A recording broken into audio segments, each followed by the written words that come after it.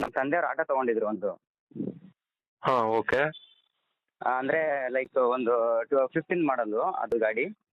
ಹ್ಮ್ ಅವರು ಸೇಲ್ ಮಾಡ್ಬೇಕಾದ್ರೆ ಎಲ್ಲ ಮಾಡಿದಾರಲ್ಲ, ಸ್ಟೈನ್ ಎಲ್ಲ ಮಾಡಿದ್ದಾರೆ. ಹ್ಮ್ ಸೊ ಇವಾಗ ಅವರು ನಾವು ಟ್ರಾನ್ಸ್ಫರ್ ಮಾಡ್ಕೊಂಡಿಲ್ಲ ಹೆಸರಿಗೆ.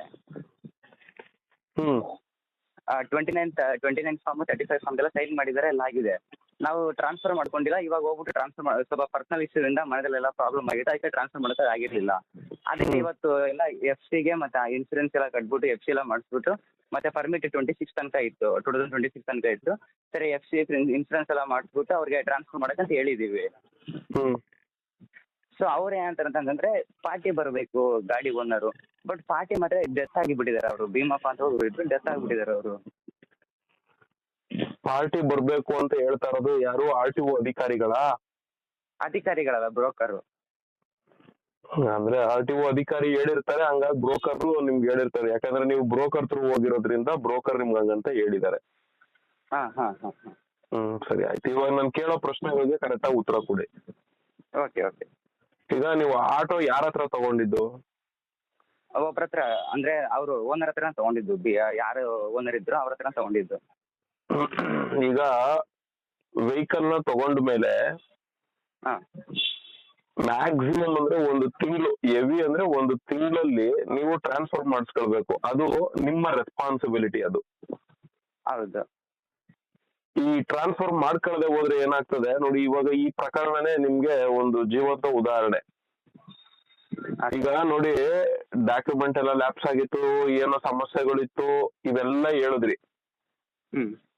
ಆದ್ರೆ ನಿಮ್ ಪರಿಸ್ಥಿತಿಗೆ ಆ ವ್ಯಕ್ತಿನೇ ಇಲ್ವಲ್ಲ. ಈಗೆಲ್ಲ ಸರಿ ಮಾಡ್ಕೊಂಡ್ಬಿಟ್ರಿ, ಸಮಸ್ಯೆ ಇತ್ತು, ಸರಿ ಮಾಡ್ಕೊಳಕ್ ಆಗಿರ್ಲಿಲ್ಲ, ಈಗೆಲ್ಲ ಸರಿ ಮಾಡ್ಕೊಂಡಿದೀರಾ. ಆದ್ರೆ ನಿಮ್ ಪರಿಸ್ಥಿತಿಗೆ ಆ ವ್ಯಕ್ತಿನೇ ಇಲ್ವಲ್ಲ, ಇದಕ್ಕೇನು ಹೇಳ್ತೀರಾ? ಅದಕ್ಕೆ ಸರ್ ಹೇಳೋದು, ಯಾವತ್ತೇ ಆಗ್ಲಿ ನಮ್ಮಿಂದ ಒಂದ್ ವಸ್ತು ಹೋಯ್ತಾ, ಒಂದ್ ವಸ್ತು ಬಂತಾ, ನಮ್ಮ ಹೆಸರು ಟ್ರಾನ್ಸ್ಫರ್ ಮಾಡಿ ಇಟ್ಕೊಂಡ್ಬಿಡ್ಬೇಕು. ಇವಾಗ ನೋಡಿ, ಈಗ ಆ ವ್ಯಕ್ತಿ ಸತ್ತೋಗಿದ್ದಾರೆ. ಈಗ ಸತ್ತೋಗಿದ್ಮೇಲೆ ಯಾವ್ದೇ ಕಾರಣಕ್ಕೂ ನಿಮ್ ತಂದೆ ಹೆಸರಿಗೋ ನಿಮ್ಮ ಹೆಸರಿಗೋ ಟ್ರಾನ್ಸ್ಫರ್ ಆಗಲ್ಲ. ಏನೇ ಡಾಕ್ಯುಮೆಂಟ್ ಗಳು ನೀವು ಆಕ್ಟಿವ್ ಮಾಡ್ಕೊಂಡು, ಈಗ ನೀವು ಅವ್ರ ಹೆಸರಲ್ಲೇ ಆಕ್ಟಿವ್ ಮಾಡ್ಕೊಂಡು ರೆಡಿ ಮಾಡ್ಕೊಂಡ್ ಬಂದಿರ್ತೀರಾ. ಹೌದೌದೌದು. ಬಟ್ ಇನ್ನೊಂದೇ ಅಂದ್ರೆ ಇನ್ಸೂರೆನ್ಸ್ ನನ್ನ ಹೆಸರು ಮೇಲೆ ಕಟ್ಕೊಂಡೆ ನಾನು. ಅಲ್ಲ, ಇನ್ಶೂರೆನ್ಸ್ ಬಿಡಿ ಸರ್, ಅದು ಹೆಂಗ್ ಬೇಕಾದ್ರೆ ಕಟ್ಕೊಬಹುದು. ಈಗ RC ಕಾರ್ಡ್ ಅಲ್ಲಿ ಆ ವ್ಯಕ್ತಿ ಹೆಸರೇ ಇದೆ ತಾನೆ? ಹೌದೌದೌದು. RC ಕಾರ್ಡ್ ಒಂದ್ರಲ್ಲಿ ಆ ವ್ಯಕ್ತಿನೇ ಹೆಸರು ಇದೆ ಅಂದ್ಮೇಲೆ ನೀವು ಬೇರೆ ಡಾಕ್ಯುಮೆಂಟ್ ಗಳನ್ನೆಲ್ಲ ಫೋರ್ಜರಿ ಮಾಡ್ಕೊಂಡ್ರು ಅದು ಫಾಲ್ಟ್ ಆಗ್ತದೆ ನಿಮ್ದು. ಹಂಗ್ ಮಾಡಕ್ ಬರಲ್ಲ. ಅವ್ನ್ ಯಾರು ಮಾಡ್ಕೊಟ್ಟಿದ್ದಾರೆ ಇನ್ಶೂರೆನ್ಸ್, ಅವನು ಜೈಲ್ಗೆ ಹೋಗ್ಬಿಡ್ತಾನೆ. ಅವನು ಏನೋ ಗೊತ್ತಿಲ್ಲದೆ ಮಾಡಿರ್ಬೇಕು. ನೀವ್ ಹೇಳಿರಲ್ಲ ಅನ್ಸುತ್ತೆ, ಈ RC ಓನರ್ ಡೆತ್ ಆಗಿದ್ದಾರೆ ಅಂತ ಹೇಳಿರಲ್ಲ. ನೀವು ನಮ್ಮ ಹೆಸರು ಮಾಡ್ಕೊಡಿ ಅಂದಿರ್ತೀರಾ, ಅವ್ರು ಮಾಡ್ಕೊಟ್ಟಿರ್ತಾರೆ. ಹಂಗ್ ಮಾಡ್ಕೊಟ್ರೆ ಅವ್ನ್ ಜೈಲ್ಗೆ ಹೋಗ್ಬಿಡ್ತಾನೆ, ಇನ್ಶೂರೆನ್ಸ್ ಮಾಡ್ಕೊಟ್ಟವನು.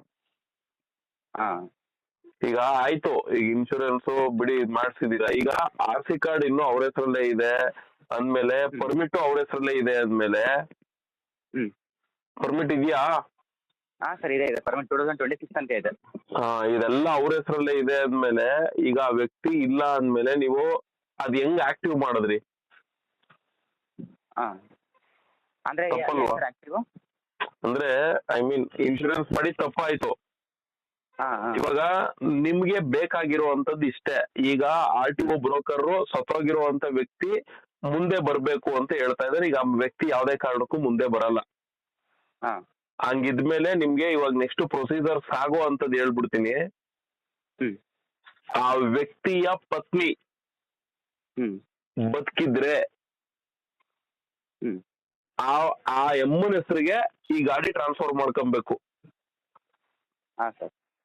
ಆ ಎಮ್ಮ ಬದುಕಿದ್ರೆ ಅವ್ರು ಟ್ರಾನ್ಸ್ಫರ್ ಆಗ್ತದೆ. ಒಂದ್ ವೇಳೆ ಆ ಎಮ್ಮನು ಬದುಕಿಲ್ಲ, ಡೆತ್ ಆಗಿದ್ದಾರೆ ಅಂದ್ರೆ ಅವರ ಮಕ್ಕಳು ಯಾರು ಇರ್ತಾರೆ, ಈಗ ಉದಾಹರಣೆಗೆ ಮೊದಲನೇ ಮಗ ಇರ್ತಾನೆ, ಇಬ್ರು ಹೆಣ್ಮಕ್ಳು ಇರ್ತಾರೆ, ಇಲ್ಲ ಇಬ್ರು ಗಂಡ್ ಮಕ್ಳು ಇರ್ತಾರೆ, ನನಗೆ 3 ಜನ ಮಕ್ಳು ಇರ್ತಾರೆ, ಇಲ್ಲ ಇಬ್ರು ಮಕ್ಳು ಇರ್ತಾರೆ, ಇಲ್ಲ ಒಬ್ನೇ ಮಗ ಇರ್ತಾನೆ ಅಂತ ಅನ್ಕೊಳ್ಳಿ.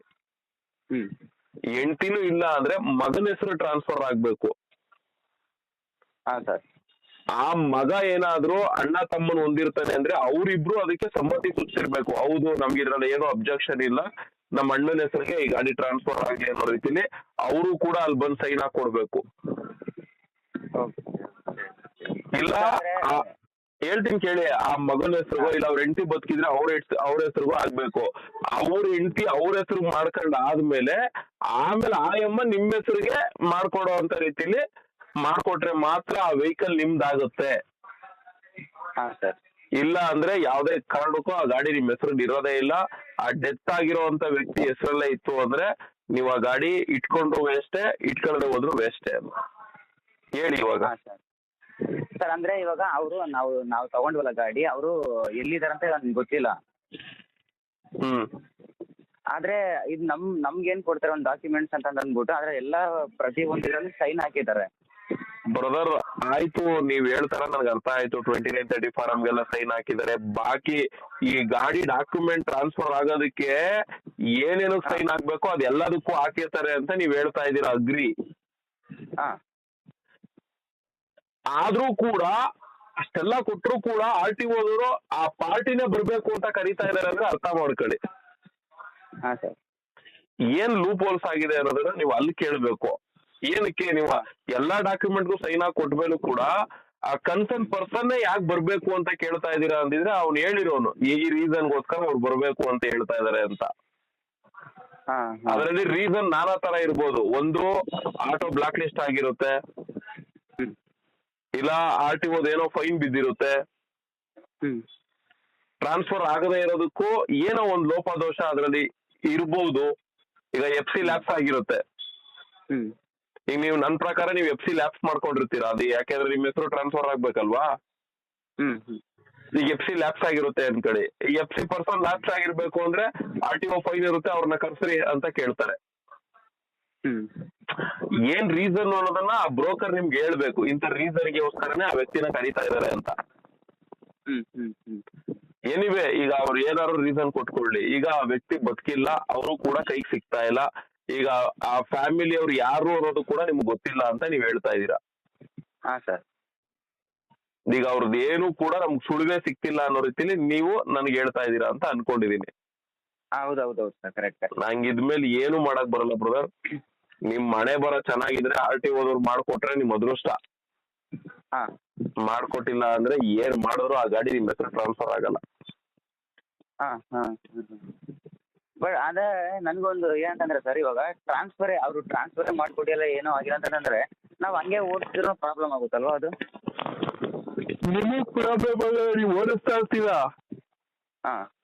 ಏನಾದ್ರೂ ಆ ಗಾಡಿಯಿಂದ ಪ್ರಾಬ್ಲಮ್ ಆಯ್ತು ಅಂದ್ರೆ ಓಡಿಸ್ತಿದ್ದಂತ ಡ್ರೈವರ್ ಮೇಲೆ ಕೇಸ್ ಆಗುತ್ತೆ.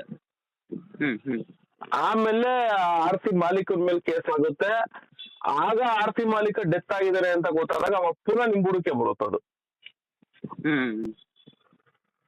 ಹೌದೌದು ಸರ್, ಹೌದು. ಅದೇ ಏನು ಮಾಡೋದಂತ ಗೊತ್ತಾಗಿಲ್ಲ, ನಿಮ್ ಕಾಂಟ್ಯಾಕ್ಟ್ ಮಾಡಿದೆ ಸರ್. ಏನು ಮಾಡಕ್ ಬರೋದೇ ಇಲ್ಲ ಇಂಥ ಕೇಸಸ್ಗಳಲ್ಲಿ. ಒಂದು ವ್ಯಕ್ತಿ RC ಮಾಲೀಕ ಡೆತ್ ಆಗಿದ್ರೆ ಅವ್ನ ಪತ್ನಿನ ಹುಡುಕ್ಬೇಕು, ಇಲ್ಲ ಅವ್ರ ಪತ್ನಿನೂ ಡೆತ್ ಆಗಿದ್ದಾರೆ ಅಂದ್ರೆ ಅವ್ರ ಮಕ್ಳು ಹುಡುಕ್ಬೇಕು. ಅವ್ರ ಹೆಸರು ಟ್ರಾನ್ಸ್ಫರ್ ಆಗೇನೆ ಆಮೇಲೆ ನಿಮ್ ಹೆಸರಿಗೆ ಅವ್ರು ಮಾಡ್ಕೊಟ್ರೆ ನಿಮ್ ಅದೃಷ್ಟ. ಅವ್ರು ಮಾಡ್ಕೊಡ್ಲಿಲ್ಲ ಅಂದ್ರೆ ನೀವೇನು ಮಾಡಕ್ ಬರಲ್ಲ. ಹೌದೌದು ಸರ್. ಸರಿ ಸರ್, ಹಂಗಾರೆ ನೋಡ್ತೀನಿ, ನಾಳೆ ಒಂದ್ಸರಿ ವಿಚಾರಿಸ್ತೀನಿ ಆಚೆ ಹೋಗ್ಬಿಟ್ಟು. Thank you sir. ಓಕೆ.